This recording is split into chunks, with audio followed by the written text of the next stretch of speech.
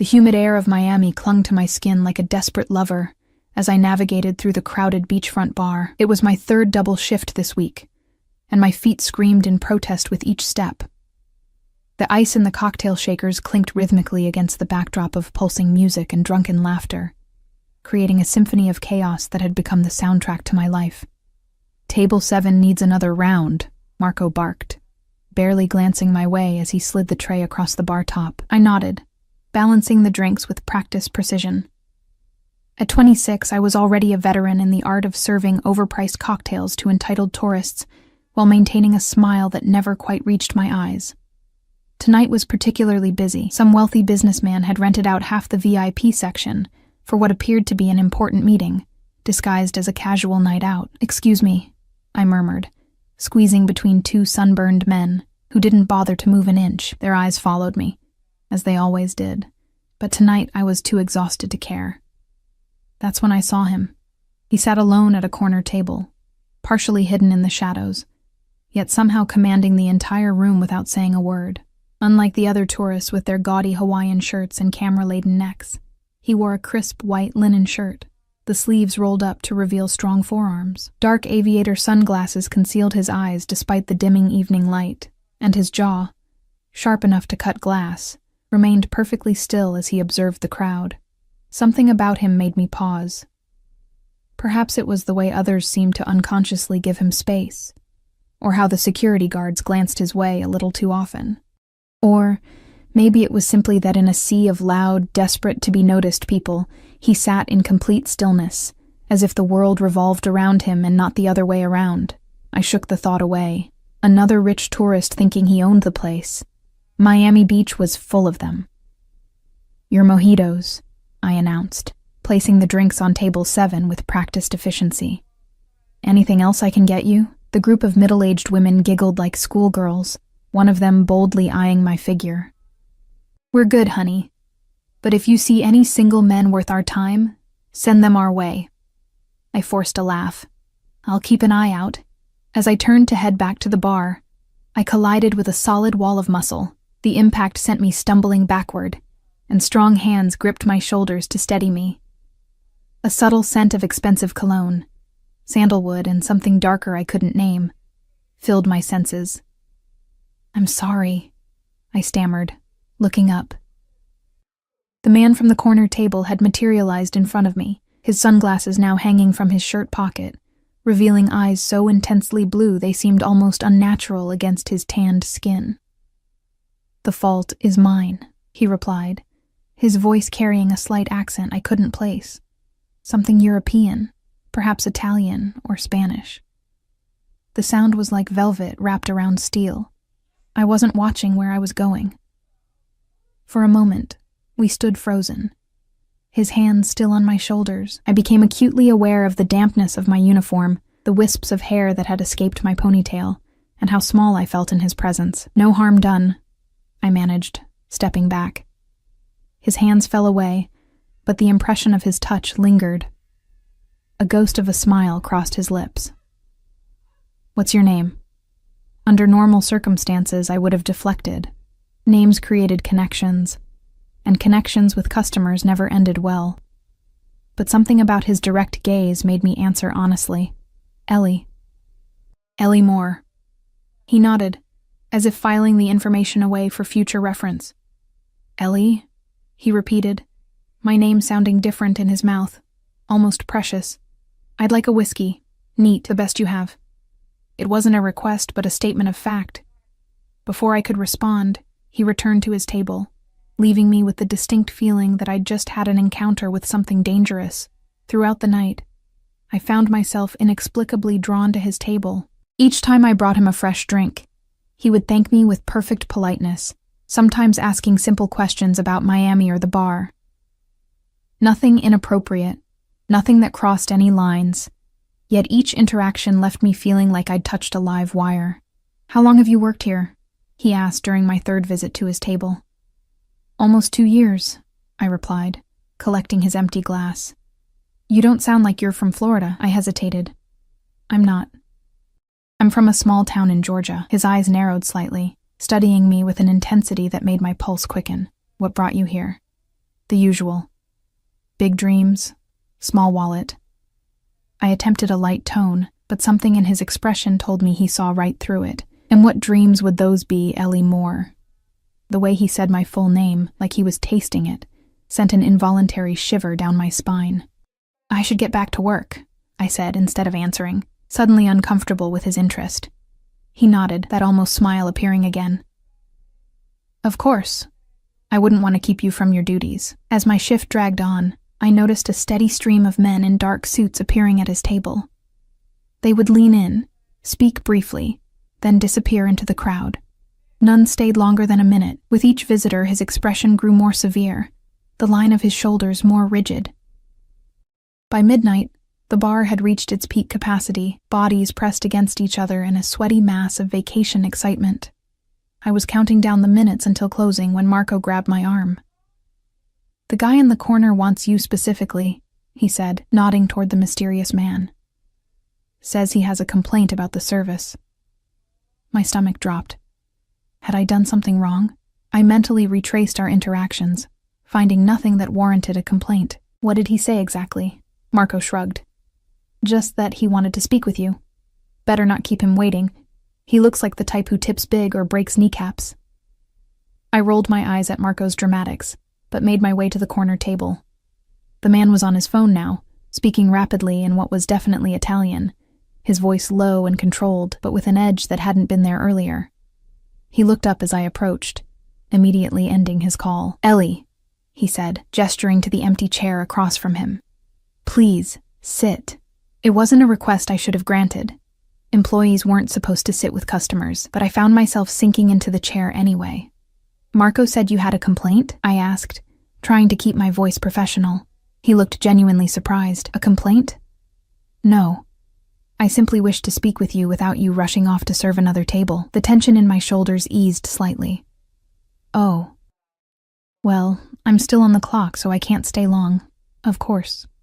He leaned forward, arms resting on the table. "I'm leaving tomorrow. I wanted to invite you to dinner before I go." The straightforwardness of his proposal caught me off guard. Men asked me out at the bar all the time, but usually with cheesy pickup lines or drunken propositions. His direct approach was both refreshing and unsettling. "I don't even know your name," I pointed out. "Alessandro," he replied. "Alessandro Ricci." The name suited him, elegant and strong. "Well, Alessandro, I appreciate the offer, but I make it a policy not to date customers." It was a lie. I had no such policy. I simply didn't date. Period. My last relationship had left scars I wasn't eager to reopen. He studied me, those blue eyes seeming to read every thought crossing my mind. "It's just dinner, Ellie. At the restaurant in my hotel. Public place, excellent food." He paused, then added with surprising softness, "You look like you could use a good meal." It was true. Between rent, student loans, and sending money home to my mother, luxury items like good food had fallen by the wayside. "I don't know." I hesitated, conflict warring within me. Something shifted in his expression, a hardening I couldn't quite interpret. "You shouldn't tease a man like me," he said, his voice dropping to a register that sent goosebumps racing across my skin. "Excuse me?" "The looks you've been giving me all night," he clarified. "If you're not interested, that's fine. But don't play games you don't intend to finish." Heat flooded my cheeks. Had I been staring? Perhaps. But the accusation stung nonetheless. "I haven't been—" "Ellie." Marco's voice cut through my denial. "Phone call for you. Says it's an emergency."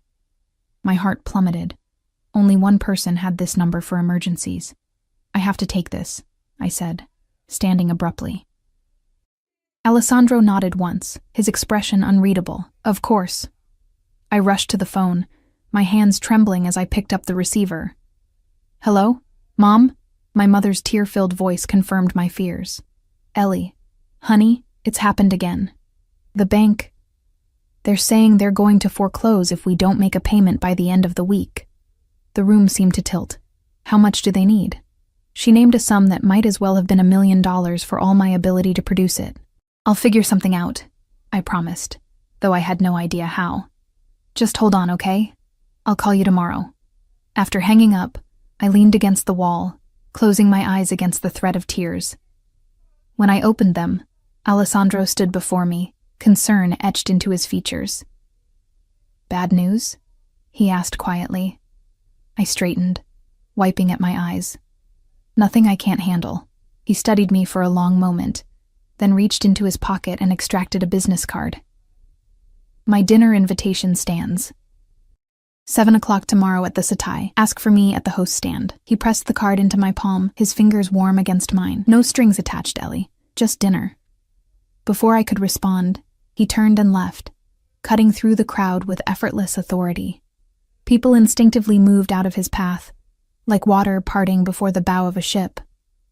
I looked down at the card in my hand. It was heavy, cream-colored stock, with only his name and a phone number embossed in dark blue. No company, no title, just Alessandro Ricci. As I tucked the card into my pocket, a chill ran down my spine.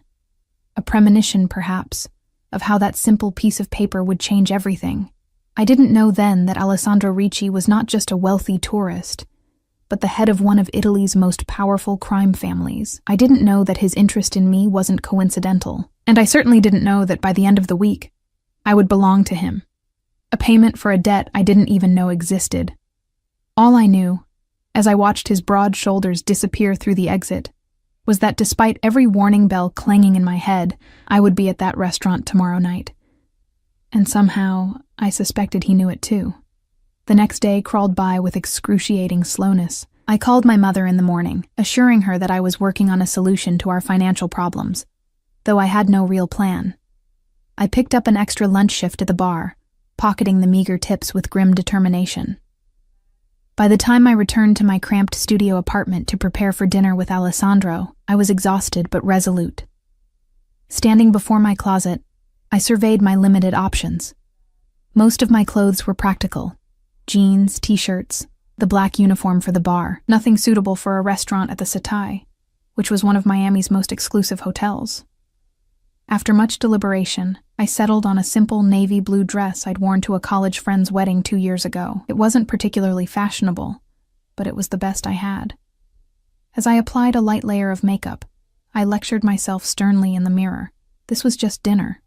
I would be polite, enjoy an expensive meal I couldn't otherwise afford, and then never see Alessandro Ricci again. No matter how magnetic his presence, no matter how those blue eyes seemed to see right through me, this was a one-time event. The Satai loomed before me like a modernist fortress, all sleek lines and muted elegance.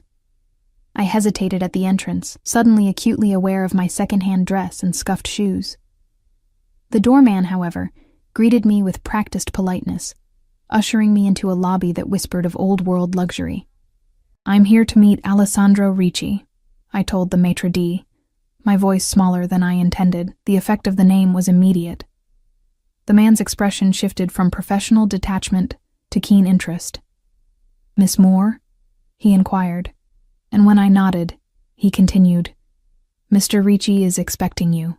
Please, follow me." I was led not to the main dining room, but to a private terrace overlooking the ocean. The setting sun painted the sky in dramatic strokes of orange and purple, casting a golden glow over the single table set for two, and there, standing at the balustrade with his back to me, was Alessandro. He turned as I approached, and for a moment, I forgot to breathe. Gone was the linen shirt from the night before, replaced by a tailored charcoal suit that fit him with such precision it must have been made for him alone. His dark hair was swept back, emphasizing the sharp angles of his face, and those penetrating blue eyes assessed me with unmistakable appreciation. "Ellie," he said, stepping forward to greet me, "you came." There was a note of genuine pleasure in his voice that caught me off guard. Had he expected me to refuse? I said I would. I replied, unsure why I felt defensive. "So you did." He gestured to the table. "Please sit." I took the liberty of ordering champagne. As I settled into my chair, I noticed 2 men standing discreetly by the entrance to the terrace. They wore dark suits and impassive expressions, their eyes constantly scanning the area. "Your security?" I asked, nodding toward them. Alessandro followed my gaze, his expression revealing nothing. "A necessary precaution in my line of work." And what work is that exactly? I ventured, accepting the glass of champagne he offered. The hint of a smile played at his lips. Import-export primarily. My family has interests throughout Europe and we're exploring opportunities in the United States. It was vague enough to be meaningless, but I didn't press. Something told me he wouldn't appreciate further questioning. And you? He asked, steering the conversation away from himself. You mentioned big dreams when we spoke last night. What are they? I took a sip of champagne, the bubbles dancing on my tongue. Originally, I wanted to be a chef. I came to Miami for culinary school. His eyes sharpened with interest. Originally? What changed? The question probed at old wounds. Reality, I said simply. Tuition was more than I expected. I had to drop out after the first year when my mom got sick. Now I'm just trying to keep my head above water. A shadow passed over his features. And the phone call last night? Another reality? I looked away, uncomfortable with his perceptiveness. My mother's house is being foreclosed on. The bank wants a payment by the end of the week. How much? The directness of the question startled me. That's not... I didn't come here to talk about my problems. How much, Ellie? He repeated, more gently this time. I named the figure reluctantly, the same number that had kept me awake all night. He nodded thoughtfully, then reached into his jacket and extracted a sleek leather checkbook. Before I could process what was happening, he was writing with practiced efficiency. What are you doing? I asked, alarmed. He tore the check free and held it out to me. Solving your problem. I stared at the check, at the amount written in bold, confident strokes. Exactly the sum I needed, plus a little more. Shock gave way to indignation. I can't accept that, I said firmly, pushing his hand away. I don't take charity, especially not from men I barely know. Alessandro didn't withdraw the check. It's not charity. Consider it an advance. An advance on what? His gaze held mine steadily. I need an assistant. Someone to help manage my affairs while I'm in the United States. The position comes with a generous salary and benefits. An assistant, I repeated skeptically. And you're offering this job to a bartender you met less than 24 hours ago? I'm offering it to a woman who clearly has potential beyond mixing drinks, he countered. Someone intelligent, observant, and in need of an opportunity. The offer was tempting, so tempting my fingers itched to reach for the check. But the rational part of my brain screamed warnings. What would this job entail exactly? Initially, you would accompany me to business meetings, take notes, help organize my schedule. As you learn more about the business, your responsibilities would increase accordingly. He paused. The check is yours regardless of your decision about the job. Consider it a gesture of goodwill. I shook my head. I don't accept money for nothing. A flash of admiration crossed his face. Your integrity does you credit, Ellie. But I assure you, I never give anything for nothing. The ominous undertone in his words sent a shiver down my spine. But before I could respond, the first course arrived. The conversation shifted to lighter topics as we made our way through a meal more exquisite than anything I'd tasted since leaving culinary school. Alessandro proved to be a surprisingly engaging dinner companion, knowledgeable about food, art, and travel. He spoke of his home in Sicily with such vivid detail that I could almost smell the lemon groves and feel the Mediterranean breeze. You should see it someday, he said, watching me over the rim of his wineglass. Sicily in spring is like nowhere else on earth. Maybe in another life, I laughed. My passport's collecting dust in a drawer somewhere. Something in his expression shifted, a determination settling over his features that I couldn't interpret. Life is full of unexpected journeys, Ellie. As dessert was cleared away, I realized with a start that we'd been talking for nearly 3 hours. The sky had darkened to a deep indigo, stars visible despite the city lights. I should go, I said reluctantly. I have an early shift tomorrow. Alessandro nodded, though he made no move to call for the check. Have you considered my offer, the job? In the pleasant haze of good food and better conversation, I'd almost forgotten. I'm still not sure. Let me drive you home, he suggested.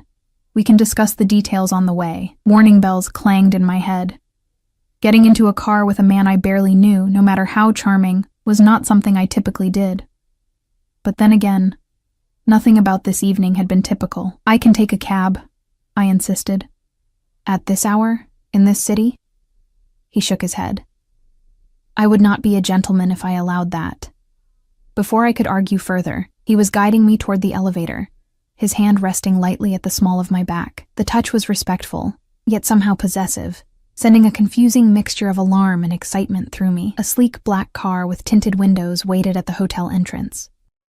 One of the security men I'd noticed earlier held the door open for us, his expression remaining carefully neutral as I slid into the plush leather back seat. Alessandro followed, sitting close enough that I could feel the heat radiating from his body. "Your address?" he prompted, as the driver started the engine.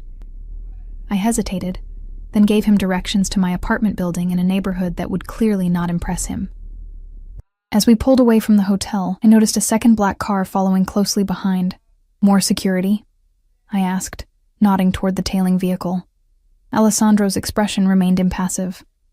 As I said, a necessary precaution. For an import-export businessman? He turned those penetrating blue eyes on me. "The world can be dangerous, Ellie, especially for those with valuable assets." The way he looked at me as he said, "valuable assets," made me wonder if he was referring to more than just material goods. We rode in silence for several minutes, the soft hum of the engine and the occasional crackle of a radio from the front seat, the only sounds. Finally, Alessandro spoke again. "The job offer is genuine. You would be well compensated, and I assure you the work itself is legitimate." "Why me?" I asked, the question that had been nagging at me all evening. "You could hire anyone with actual qualifications. Perhaps I prefer someone who hasn't been taught to think in conventional ways." His voice dropped slightly. "Or perhaps I simply enjoy your company." Heat rose to my cheeks. "Mr. Ricci." "Alessandro," he corrected gently. "Alessandro," I amended. "I appreciate the offer, but I don't mix business and whatever this is." A smile ghosted across his lips. "Wise policy." "But sometimes, Ellie, life presents opportunities that defy our carefully constructed rules." The car slowed as we approached my building, a faded 5-story walk-up that had seen better days. I saw Alessandro take in the crumbling facade, the security gate with its broken lock, the flickering streetlight that never seemed to get fixed despite numerous complaints. "This is me," I said, suddenly embarrassed by the stark contrast between my world and his. He didn't comment on the building's condition. Instead, he reached into his pocket and produced both the check from earlier and a business card. "The offer remains open, both offers." He placed them in my hand, his fingers lingering against mine. "Think about it tonight. Call me in the morning with your decision." As I stepped out of the car, he added, "And Ellie, lock your door. This neighborhood isn't safe for a woman alone." I watched as the black car pulled away, followed by its silent shadow. Only when they disappeared around the corner did I look down at the items in my hand. The check, with its life-changing amount, and the business card with just a name and number. Little did I know that as I climbed the stairs to my apartment, Alessandro Ricci was already setting in motion events that would irrevocably alter my life's course. That even as I struggled with the decision of whether to accept his offer, other forces were making decisions for me. I entered my apartment, double-checking the lock as he'd instructed, and placed the check and card on my kitchen counter. They seemed to pulse with potential, a gateway to another life so vastly different from my own that I could barely imagine it. That night, I dreamed of blue eyes watching me from the shadows, and woke with his name on my lips, Alessandro. Even in sleep, he had begun to claim me. What I didn't realize then was that he had always intended to. From the moment I collided with him in that crowded bar, my fate had been sealed. I just hadn't read the contract yet. Morning came with no clarity. I stared at the check and business card while sipping cheap instant coffee, weighing my options. The sensible part of me knew I should tear up both, call my mother, and figure out another solution. But every time I reached for the paper, I hesitated, Alessandro's words echoing in my mind. I never give anything for nothing. What exactly would I be giving in return? My phone rang, startling me from my thoughts. It was Marco from the bar. "Ellie, don't come in today," he said without preamble. "What? Why?" "I'm scheduled for a double." His voice lowered conspiratorially. "That guy you were talking to last night? Do you have any idea who he is?" My pulse quickened. He said his name is Alessandro Ricci. He works in import-export. Marco's laugh held no humor. "Import-export, right. Listen, some guys came by this morning asking about you. Serious guys in expensive suits. They didn't say much, but they made it clear you're to be given time off if you need it." A chill ran through me. "What do you mean, asking about me? They wanted to know how long you've worked here, if you're reliable, that sort of thing. Like a reference check, but way more intense." He paused. "Ellie, be careful. These aren't the kind of people you mess with." "Who are they?" I pressed, fear beginning to curdle in my stomach. "The word is Ricci's connected. Like Italian mob connected. His family controls half the ports in Sicily and has interests all over Europe. They've been expanding into Miami the past year." Another pause. "Whatever he offered you, think hard before you accept." After hanging up, I sank onto my worn couch, Marco's warning ringing in my ears. Had I really had dinner with a mafioso? The idea seemed ludicrous, like something from a movie, but then I remembered the security detail, the way people moved out of his path at the bar, the vague description of his work. My phone rang again. Unknown number. "Hello?" I answered cautiously. "Ellie." Alessandro's voice sent an involuntary shiver down my spine. "Have you considered my offer?" I swallowed hard. "I have some concerns." "Such as?"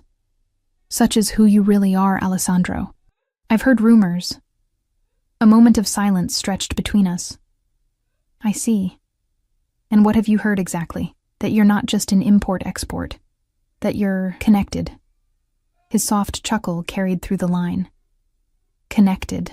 An interesting choice of words. Would it change your decision if I confirmed these rumors?" The directness of his response caught me off guard.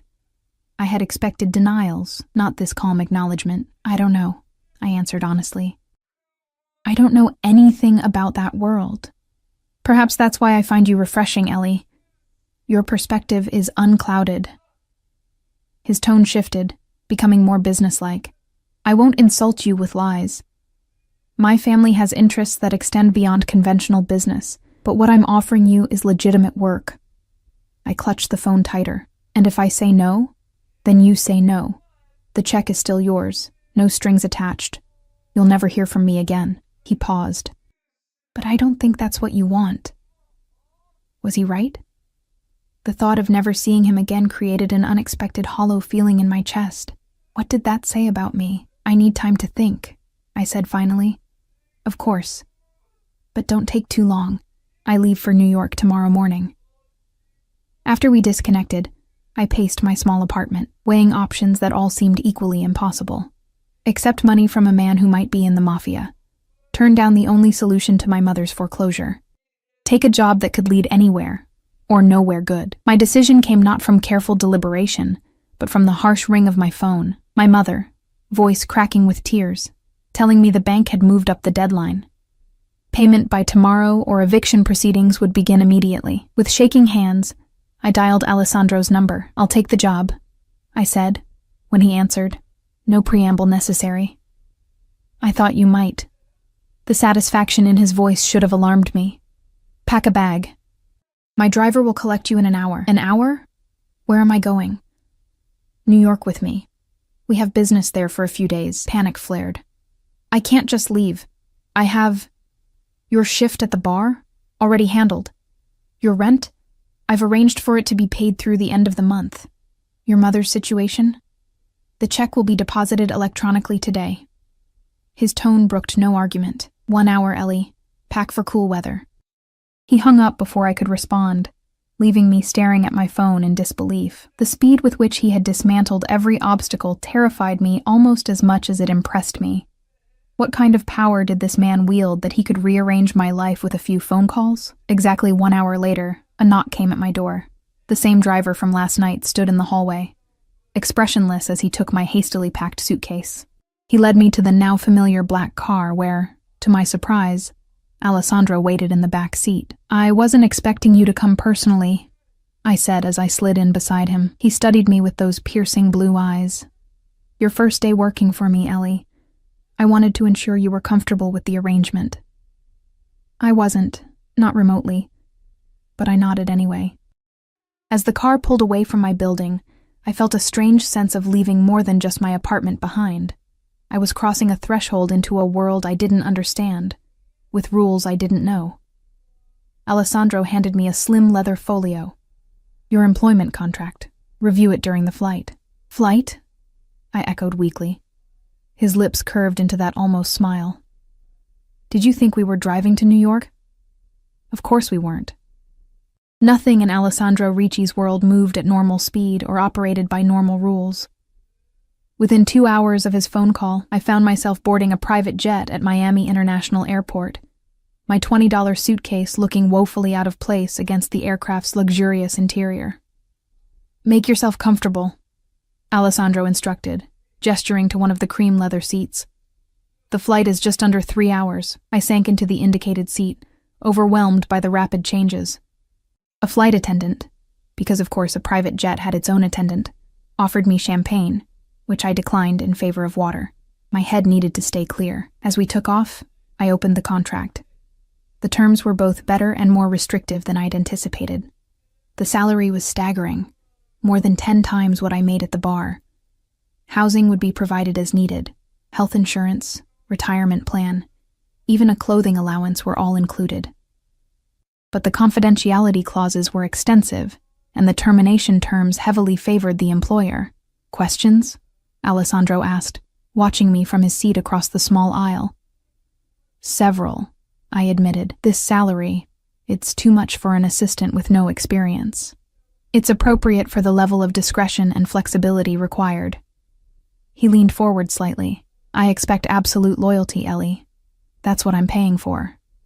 The intensity in his gaze made me shift uncomfortably. And if I can't provide that, then this arrangement will end, and you will return to your previous life, minus any benefits you've received.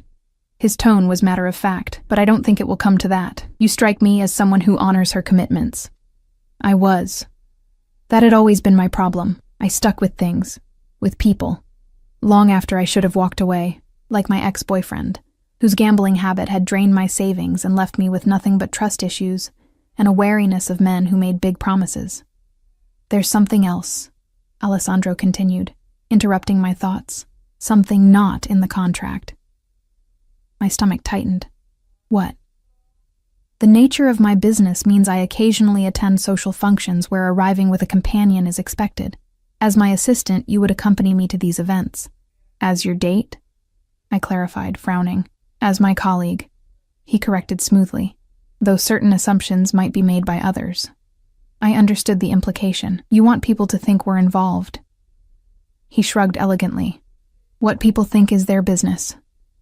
What matters is that you conduct yourself appropriately and represent my interests. It felt like another layer of complication in an already complicated arrangement. But I nodded reluctantly. I can do that. Alessandro studied me for a long moment, then seemed satisfied. Sign the contract, and we'll consider it settled. With a deep breath, I signed my name on the indicated line, feeling vaguely like I was signing away more than just my employment status. Alessandro took the contract, signed his own name with a flourish, and tucked it back into the folio. Welcome to Ricci Enterprises, Ellie Moore. New York greeted us with steel-gray skies and a bitter wind that cut through my thin Miami jacket, like it wasn't even there. Another black car waited on the tarmac, whisking us directly from the plane to what Alessandro informed me was his Manhattan apartment. Apartment, it turned out, was a modest term for what was essentially a penthouse occupying the top 2 floors of a sleek high-rise in Tribeca. Floor-to-ceiling windows offered spectacular views of the city, while the interior featured a minimalist design in cool tones of gray, white, and blue. You'll stay here during our time in New York, Alessandro informed me, leading me through the space. Your room is upstairs, second door on the right. Take some time to settle in and change. We have dinner reservations at 8. Dinner? With whom? I asked, trying to keep up with the rapid pace of events. Business associates, he replied vaguely. Wear something appropriate.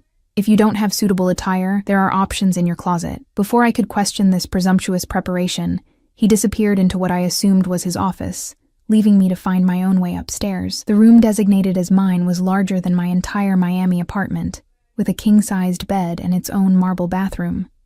And true to his word, the walk-in closet contained not just empty hangers, but a selection of dresses, all exactly my size, with price tags that made me gasp. Designer names I'd only seen in magazines hung before me, along with shoes, handbags, and even lingerie still in its packaging. Unnerved by this level of preparation, how long had he been planning this? I showered quickly and selected the most conservative of the dresses, a black sheath with a modest neckline and hem that fell just below the knee. Paired with simple heels and minimal jewelry from my own meager collection, I hoped I looked professional rather than like what I feared others would assume, a rich man's plaything. When I descended the stairs, Alessandro was waiting in the living room, now dressed in a different suit that fit him with the same impeccable precision as the one from dinner. His eyes traveled over me, expression unreadable. "The dress suits you," he said finally. "Did you personally select it?" I asked, unable to keep a hint of accusation from my voice. He shook his head. "I gave specifications to my housekeeper. She handled the details. Somehow, that didn't make me feel better." Specifications? Size, style, appropriate for business functions. Nothing more personal than that, if that's your concern. He checked his watch. "We should go. The car is waiting." The restaurant was another exercise in opulence. Old-world elegance with modern touches, where waiters moved like silent shadows and wine was poured from bottles without labels.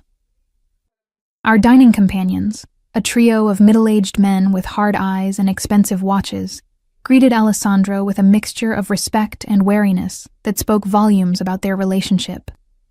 They cast curious glances my way, as Alessandro introduced me simply as my new assistant, Miss Moore. I felt their assessments like physical touches, categorizing me, measuring my potential threat or value.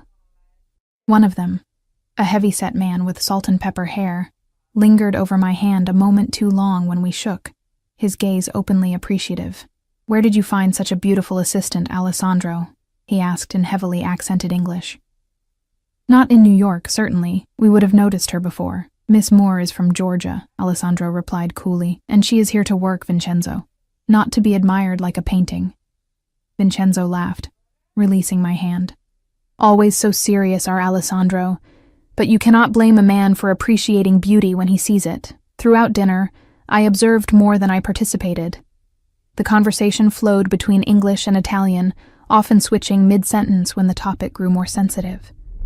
I noted how Alessandro controlled the discussion with subtle gestures and carefully chosen words, never raising his voice yet somehow dominating every exchange.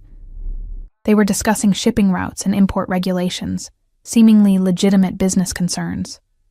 But undercurrents of something else ran beneath the surface, references to protection, to competing interests, to making examples. Nothing explicitly illegal was mentioned, yet I had the distinct impression that the true conversation was happening in code. As dessert was served, Vincenzo turned his attention to me again. "And what did you do before becoming Alessandro's assistant, Miss Moore? You don't strike me as the typical executive secretary." Before I could answer, Alessandro interjected smoothly. "Miss Moore was a chef. She trained professionally. The lie, or rather the stretching of truth, surprised me, but I kept my expression neutral. "A chef," Vincenzo exclaimed. "How marvelous. You must cook for us sometime." "Perhaps," I murmured noncommittally. Alessandro's hand settled on the back of my chair, not quite touching me but establishing a clear boundary. "Miss Moore's culinary talents are reserved for select occasions, Vincenzo. Now, about the Miami terminal situation." The conversation shifted again, and I felt Alessandro's subtle pressure on my back, a silent commendation for following his lead.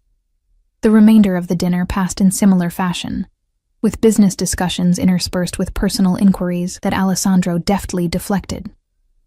When we finally returned to the penthouse, I was exhausted from the tension of maintaining a facade I didn't fully understand. "You did well," Alessandro said, as we entered the living room. "Better than I expected for your first night." "What exactly was I doing?" I asked, slipping off the painful heels with relief. Besides acting as window dressing? His expression hardened slightly at my tone. You were observing, learning. Those men are important to our operations in New York. How they perceive you affects how they perceive me.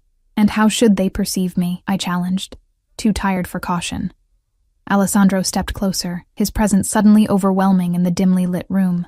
As someone of value to me, someone under my protection. His voice dropped lower. Someone who belongs to me. The possessiveness in his words sent a conflicting wave of alarm and excitement through my body. I don't belong to anyone, I said, but my voice lacked conviction. He reached out, his fingers barely grazing my cheek. Don't you, Ellie? You signed a contract. You accepted my money. You're wearing clothes I provided, sleeping in a bed I own, eating food I pay for. His eyes held mine, inescapable. In my world, that creates certain obligations. I stepped back, needing distance from his magnetic pull. The contract was for employment, not ownership. There are many kinds of contracts, Ellie. Some written, some understood. He moved toward the stairs, pausing at the bottom. Rest well. Tomorrow will be a busy day. As he disappeared upstairs, I sank onto the couch, my mind racing. What had I gotten myself into? The lines between employer and something else entirely were already blurring, and it was only my first day. I didn't yet understand that Alessandro Ricci didn't believe in lines at all, only in what he wanted and how to get it. And somehow, for reasons I couldn't fathom, what he wanted was me. The next morning, I woke to the sound of rainfall against the floor-to-ceiling windows. For a disorienting moment, I didn't recognize my surroundings. The luxurious bedding, the expansive room, the Manhattan skyline shrouded in mist. Then reality crashed back. I was in Alessandro Ricci's penthouse, his new assistant, bound by a contract I'd signed in haste and desperation. I found a note slipped under my door, written in elegant script, meetings until noon. Help yourself to breakfast. Car will collect you at 12:30. The penthouse was silent as I made my way downstairs, suggesting Alessandro had already left. In the kitchen, a spread of pastries, fruit, and coffee waited on the counter, still warm. Someone had been here recently, the housekeeper Alessandro had mentioned, presumably. As I sipped coffee that cost more per pound than I usually spent on groceries in a week, I contemplated my new reality. My mother had called late last night, crying with relief that the bank had received the payment. Her home was safe for now. The price for that security was my presence here, in this beautiful cage, with a man whose true nature and intentions remained a mystery. At precisely 12:30, my phone buzzed with a text from an unknown number.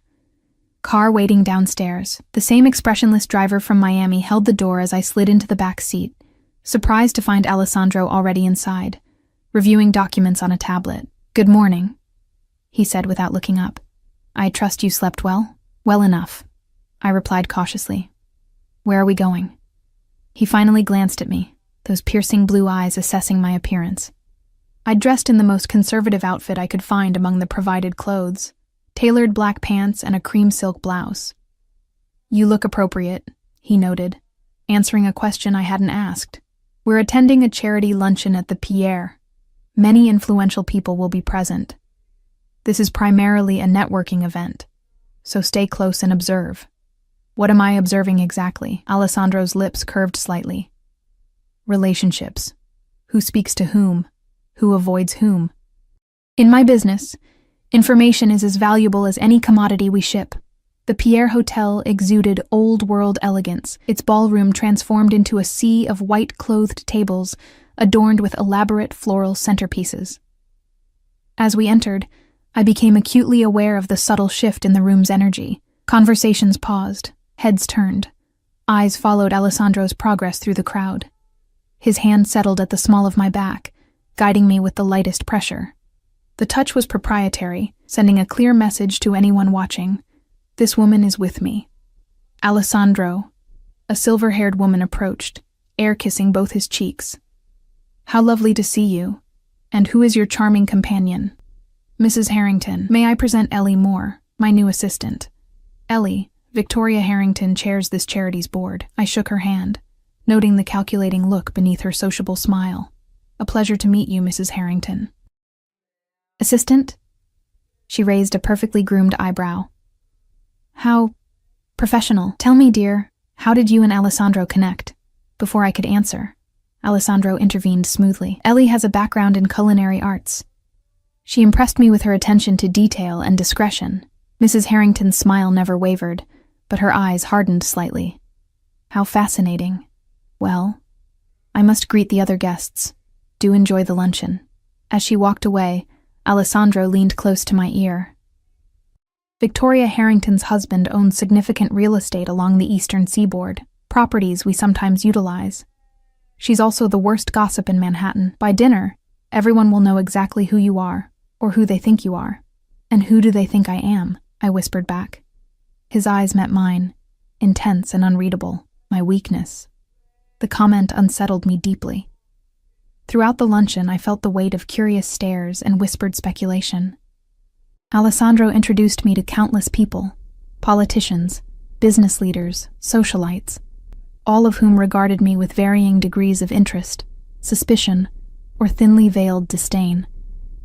I played my part as instructed, speaking little, observing much. Alessandro moved through the crowd with practiced ease, his charisma and authority evident in every interaction. People deferred to him instinctively, even those who clearly held significant power themselves. By the time we left, my head was spinning with names, connections, and the complex social web Alessandro navigated so effortlessly. "You're learning quickly," he commented as we returned to the car.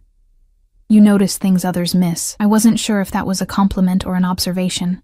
Those people, they all know what you really do, don't they? Alessandro studied me for a moment. Some know. Some suspect. Some prefer not to know the details of how their interests are protected. His expression grew serious. Never underestimate the willingness of respectable people to look the other way when it benefits them. Back at the penthouse, I expected him to disappear into his office again. Instead, he gestured for me to follow him into a room I hadn't explored, a study lined with bookshelves and dominated by a massive desk of dark wood. "It's time you understood your role more clearly," he said, indicating I should sit in one of the leather chairs facing the desk. He remained standing, towering over me.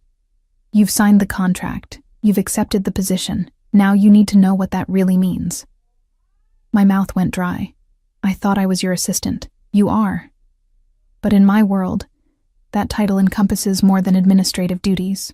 He began to pace slowly. "I'm the head of the Ricci family business. We control shipping routes throughout the Mediterranean and along the East Coast. We have interests in construction, waste management, and certain entertainment venues." I swallowed hard, recognizing the euphemisms. "Illegal interests. Some activities fall into gray areas of legality," he acknowledged without emotion. "My family has operated this way for generations. We provide services where traditional businesses cannot or will not. We protect those under our care. We maintain order." "By threatening people? By hurting them?" Alessandro stopped pacing, his gaze sharpening. "Violence is a last resort, but yes, sometimes necessary. Does that frighten you?" It should have. It absolutely should have sent me running for the door. Instead, I found myself oddly calm. "What does this have to do with me? As my assistant, you'll be privy to sensitive information. You'll attend meetings where business is discussed openly. You'll see things that could be compromising."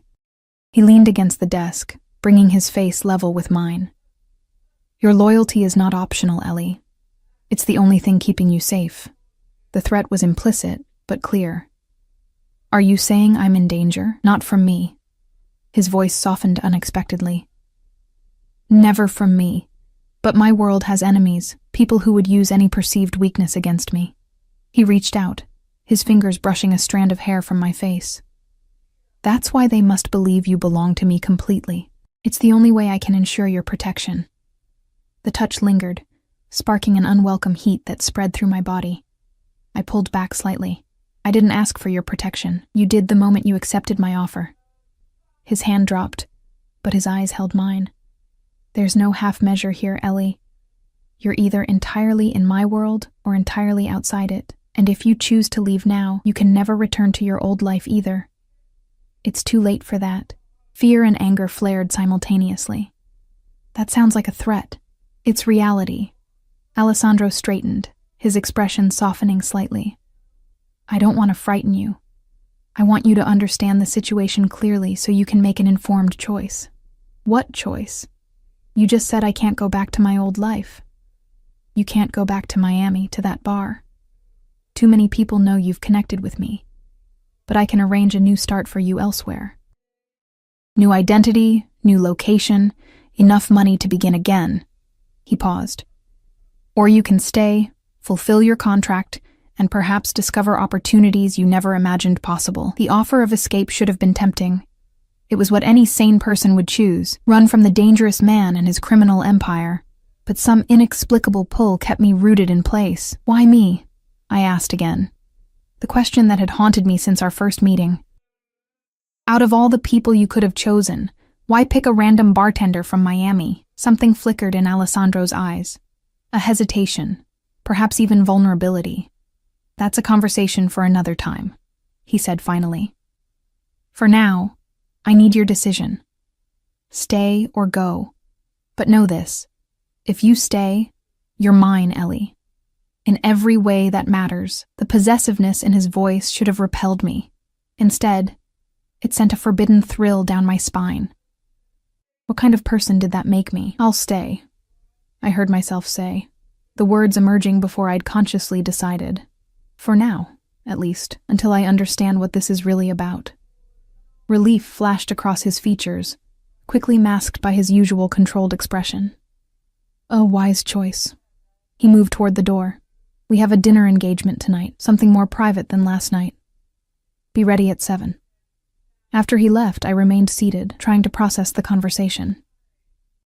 Alessandro had essentially admitted he was a crime boss, had implied I could be in danger, had all but claimed ownership of me, and still, I had agreed to stay. What did that say about me, or about him, that he could inspire such reckless disregard for my own safety? That evening found me in a black dress, more formal than anything I'd ever owned, seated across from Alessandro in a dimly lit restaurant so exclusive it had no sign outside. We were the only diners in a private room with walls of wine bottles and a single table set with crystal and silver. No business associates tonight? I asked as the sommelier poured a ruby-red wine into delicate glasses. No, tonight is about us. The simple statement hung in the air between us, weighted with implication. This was no business dinner. It was something dangerously close to a date. There shouldn't be an us, I said quietly. You're my employer. Alessandro's blue eyes reflected the candlelight. In my world, relationships aren't confined to convenient categories. He leaned forward slightly. Tell me something, Ellie. If we had met under different circumstances, if I were just a man and you just a woman, would you still feel this pull between us? The directness of the question took my breath away. Don't lie, he interrupted gently. Not to me. Never to me. I looked down at my plate, unable to meet his intense gaze. Yes, I admitted finally. I would still feel it. His hand covered mine on the table, warm and surprisingly gentle. Then perhaps fate has been kinder to us than you realize. That night changed everything. Over candlelight and wine, Alessandro revealed pieces of himself I hadn't expected to find. A childhood in Sicily spent more among books than people, a passion for classical music, a deep loyalty to family that bordered on reverence.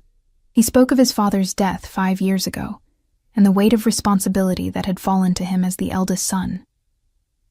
I never wanted this life, he confessed, swirling the last of his wine. I studied architecture at university. I had dreams of building, of creating something lasting. What happened? I asked, genuinely curious about the path that had led him to become the man across from me. A shadow crossed his face. My father was murdered by a rival family. There was no choice after that. Blood demands blood. The casual way he referenced violence should have horrified me. Instead, I found myself reaching across the table to touch his hand. I'm sorry about your father. His fingers curled around mine, the simple contact sending electricity through my veins. You have a gentle heart, Ellie. It's why I... He trailed off, releasing my hand. It's getting late. We should return. The ride back to the penthouse was charged with unspoken tension. Alessandro sat closer than necessary, his thigh occasionally brushing against mine with the car's movement. Each accidental touch felt deliberate, provocative. In the elevator up to the penthouse, he finally broke the silence. I wasn't entirely honest with you before. My pulse quickened. About what? About why I chose you. The elevator doors opened to the private foyer of his apartment, but he made no move to exit. It wasn't random, Ellie. Nothing in my life is random. Before I could question him further, he stepped out, holding the door for me. I followed him into the dimly lit living room, where he went straight to the bar and poured 2 glasses of amber liquid. Your father, he said, handing me one of the glasses. Did he ever mention someone named Paolo Ricci? I froze, the glass halfway to my lips. My father died when I was 3. I barely remember him. Alessandro nodded, as if confirming something to himself. Paolo was my uncle, my father's youngest brother. He took a careful sip of his drink. He died in Georgia 23 years ago. The timeline matched perfectly with my father's death. What are you saying? Your father, James Moore, worked for my family as a courier. He was trusted, valuable. Alessandro's eyes held mine steadily. Until he wasn't. The room seemed to tilt around me. My father was an insurance salesman. He died in a car accident. That's what your mother told you. His voice was gentle but unwavering. The truth is more complicated. I set my untouched drink down with a shaking hand. Tell me. Alessandro moved closer, his expression softening. Your father was skimming from deliveries. Small amounts at first, then growing bolder. My uncle was sent to address the situation. He paused. Neither man survived their meeting. The implications crashed over me like a tidal wave. My father, a criminal, killed by Alessandro's family. My entire understanding of my past suddenly revealed as fiction. You've known who I was all along, I whispered, backing away from him. This wasn't about my mother's house or needing an assistant. This was about... what? Revenge?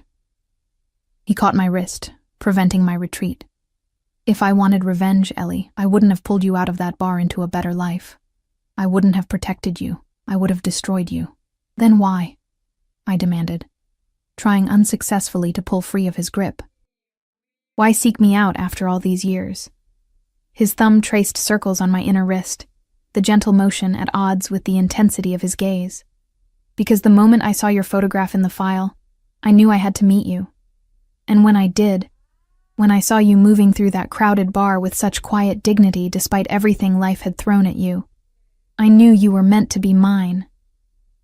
Yours, I repeated, the word both repellent and thrilling. I'm not a possession to be claimed, Alessandro. No, he agreed, pulling me infinitesimally closer. You're far more dangerous than that. You're the one thing I never expected to find.